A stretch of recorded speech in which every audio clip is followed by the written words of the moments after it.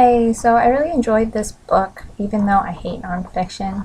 Prior to reading it, my concept of nonfiction was he was born here in 1996 or something like that. The fact of fact, generally boring book. But this book intrigued me, and it generally absorbed me into Jeanette's tone and feeling. And except, for example, an excerpt of the book is, "But now I wanted to knock him over the head. You took our money," I said. "That's what happened."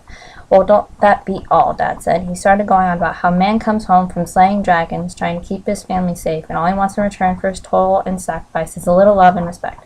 But it seemed these days that was just too damn much to ask for.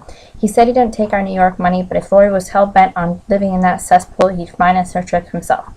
He reached into his pocket and pulled out a few wadded dollar bills. We just stared at him, so he let the crumpled money fall to the floor.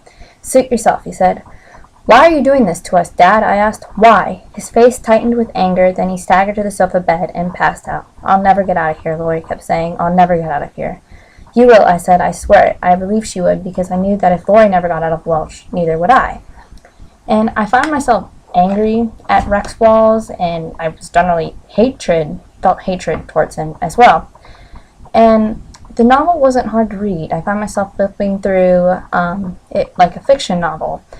And I'm glad I read it from the standpoint that it changed my opinion of nonfiction novels. And however, it also opened my eyes to the topic of poverty.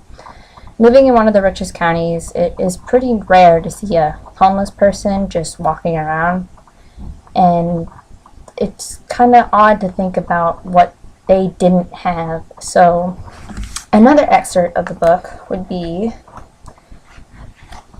"It got so cold in the house that icicles hung from the kitchen ceiling, the water in the sink turned into a solid block of ice, and the dirty dishes were stuck there as if they'd been cemented in place. Even the pan of water that kept in the living room to wash up and usually had a layer of ice on it. We walked around the house wearing our coats and wrapped in blankets. We wore our coats to bed, too. There was no stove in the bedroom, and no matter how many blankets I piled on top of myself, I still felt cold. I lay awake at night, rubbing my feet with my hands, trying to warm them. We fought over who got to sleep with the dogs, Tinkle, the Jack Russell Terrier, and Pippin, a curly-haired mutt who had wandered down through the woods one day because they kept us warm."